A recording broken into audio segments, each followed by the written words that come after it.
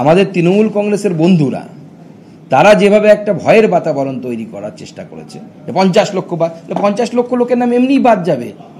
প্রচুর মানুষ মারা গেছে, এই যে ডিঅ্যাক্টিভেটের কথা বলছে 30 লক্ষের কাছাকাছি, তো তারা তো মারা গেছেন।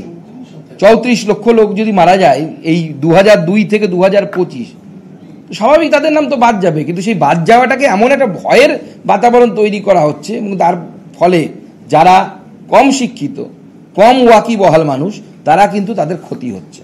আমি তৃণমূল কংগ্রেসকে অনুরোধ করব মানুষের জীবন নিয়ে এই ধরনের নোংরা রাজনীতি না করতে, এবং সেই জন্য আমরা আন্দাজে বলেছিলাম যে কম করে 1 কোটির কাছাকাছি নাম অটোমেটিক্যালি বাদ যাবে।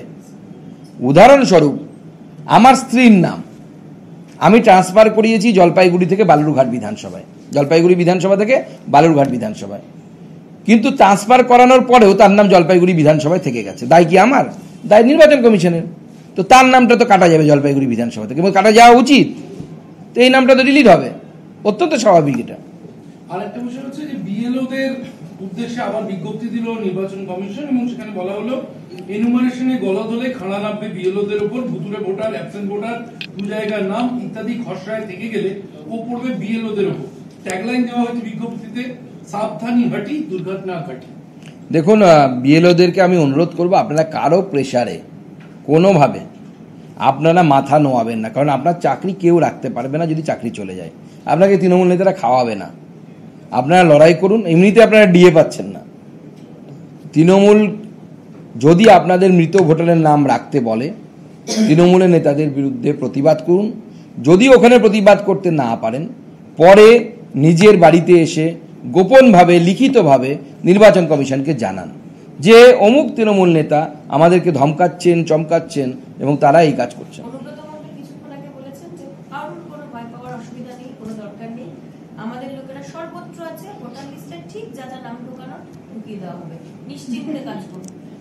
দেখুন, উনিও তো ভেবেছিলেন যে উনি যেখানে ঢুকবেন না, কিন্তু ঢুকে তো গেছিলেন। তো ওনাকে বলবো যে উনিও নিশ্চিন্তে থাকুন যে নির্বাচন কমিশন যা যা করার তাই তাই করবে। এবং বিজেপি বাঘকে বিড়াল বানিয়ে দেখিয়েছে, বিড়াল থেকে এবার রুমাল বানাবো। অভিজিৎ গঙ্গোপাধ্যায় তিনি কোথাও একটা কিছু বলেছেন, তাতে অনুপ্রাণিত হয়ে লাফাতে লাফাতে তিনি বলছেন যে অভিজিৎবাবু তৃণমূলে চলে আসুন। ভাবুন আমাদের স্ট্যান্ডার্ডিটিটা কোন জায়গায় গেছে। আমরা এটা অল ইন্ডিয়া লেভেলে ভাবতে পারি যে কোনো একটি স্টেটমেন্টের পরিপ্রেক্ষিতে আমাদের লোকসভার সাংসদ মাননীয় ওম বিড়লা সাহেব কোনো সাংসদকে বলতে পারে মিডিয়ার সামনে যে আপনি বিজেপিতে চলে আসুন? জীবনও বলবে না, কোনদিন বলবে না। কিন্তু পশ্চিমবঙ্গে সেটাই হচ্ছে। বিধানসভার মধ্যে দল পরিবর্তন হচ্ছে ঝান্ডা ধরে। বিধানসভার মধ্যে দল পরিবর্তন হয়? বিজেপিতে তো বহু নেতা এসেছে, তাবর তাবর কংগ্রেসের নেতারা এসেছেন, তারা কেউ লোকসভাতে দাঁড়িয়ে পতাকা ধরেছেন? এটা ভাবতে পারা যায় কোনো? অথচ লোকসভার মধ্যে পার্টি অফিস আছে আমাদের, কিন্তু ওখানে আমাদের জয়েনিং হয় না। প্রত্যেকটি রাজনৈতিক দলের অফিস আছে লোকসভাতে, কিন্তু বিজেপি কোনো দেখবেন না যে ওই রাজনৈতিক অফিসে আমরা দল পরিবর্তন করছি। এই যে রাজনীতিকে নোংরা করার খেলা, এই নোংরা খেলায় মেতেছে হচ্ছে তৃণমূল কংগ্রেস এবং মমতা বন্দ্যোপাধ্যায় এবং তার ভাইপো। দুজনের গালেই সপাটে থাপ্পড় মারলো আজকে হাইকোর্ট। সুমন কাঞ্জিলালের কথা আপনি উল্লেখ করলেন, আলিপুরদুয়ারের বিধায়ক। আমরা বাই ইলেকশনে যদি কংগ্রেস বিধায়ককে দেখেছিলাম তিনি দল পরিবর্তন করেছেন, বাইরন বাবু। এরকম একাধিক যারা দল পরিবর্তন করেছেন এই ইয়ারের মধ্যে, তাদের বিরুদ্ধেও কি আপনারা এই রায়কে সামনে রেখে? দেখুন বাইরন বিশ্বাসের ক্ষেত্রে এই আইন প্রযোজ্য হবে না, কারণ উনি একমাত্র এমএলএ ছিলেন, টোটালটাই চলে গেছেন, অতএব 2/3 মেজরিটির উপরে হচ্ছে। কিন্তু বাদবাকিদের উপর অবশ্যই এই আইন বলবৎ হবে। আমি এই মুহূর্তে কিছু বলবো না, তার কারণ আমাদের রাজ্য সভাপতি এই বিষয়ে সিদ্ধান্ত নেওয়ার অধিকারী, তিনিও সিদ্ধান্ত নেবেন। বিরোধী দলনেতা আছেন আমাদের, যিনি বিধানসভায় পার্টিকে লিড করেন। অবশ্যই লজিক বলছে বিজেপি যাবে। ঠাকুরনগরে যে অনশন মঞ্চ মমতা বালা ঠাকুরদের চলছে, সেখানে কিছুক্ষণ আগে অধীর চৌধুরী তিনি পৌঁছেছেন। দেখুন, অধীরদা ওখানে কেন গেছেন জানি না, জল ঘোলা করতে গেছেন না কি করতে গেছেন। আমি এটাই বলবো যারা অনশন করছেন যে আপনারা অনশনটা ভাঙুন। আপনাদের নাগরিকত্ব নিয়ে কেউ কোনো ভাবেনি, যতটুকু ভেবেছে বিজেপি ভেবেছে। বিজেপি আপনাদের জন্য আইনের পরিবর্তন করেছে এবং আইনের পরিবর্তন করে আপনাদেরকে নাগরিকত্ব দেওয়ার ব্যবস্থা করেছে। আপনারা নাগরিকত্ব পাবেন। আপনাদের নাগরিকত্ব, আপনারা যদি তৃণমূল সাপোর্টারও হন, মমতা বালা ঠাকুরেরও নাগরিকত্বের দায়িত্ব আমাদের। কারণ আমি আগেই বলেছি যে সিএ এমন একটি ইস্যু, এই ইস্যুটা ভারতীয় জনতা পার্টির কোনো পলিটিক্যাল ইস্যু নয়, ভারতীয় জনতা পার্টির হৃদয়ের ইস্যু। ঠিক যেমন অল ইন্ডিয়া বিজেপির ক্ষেত্রে রাম মন্দির যেমন ইস্যু ছিল। সিএতে আবেদন করলে শেষ পর্যন্ত তার ভোটাধিকার বজায় থাকবে, তো এই আশঙ্কাটা তো অনেকের মধ্যে তৈরি হয়েছে, এমনকি বিজেপির অন্তর থেকে। সিএর অ্যাপ্লিকেশনের সাথে ভোটাধিকার যাওয়ার কোনো সম্পর্ক নেই, পাওয়ার সম্পর্ক আছে।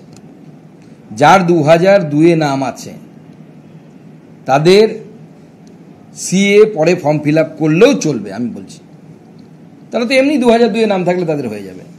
বরঞ্চ 2002-এ যাদের নাম নেই তাদেরকে সিএ ফর্ম ফিল আপ করে যত তাড়াতাড়ি শীঘ্র সম্ভব নামটা তোলার ব্যবস্থা করতে হবে। সুজিত বসু, তার স্ত্রী, তার ছেলে, তাদেরকেও তলব করা হয়েছে। এক মন্ত্রী ছাড়া পেয়েছেন, আরেক মন্ত্রী তার সপরিবারে তাদের তলব করা।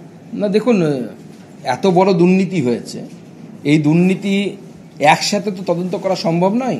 তো স্বাভাবিকভাবে ইডি তদন্ত করছে, এবং এর কিছুদিন আগে আপনারা জানেন যে সুজিত বসুর সিএর অফিসে সেখানে রেড হয়েছিল। সেই রেডে বিভিন্ন তথ্য প্রমাণ পাওয়া গেছে।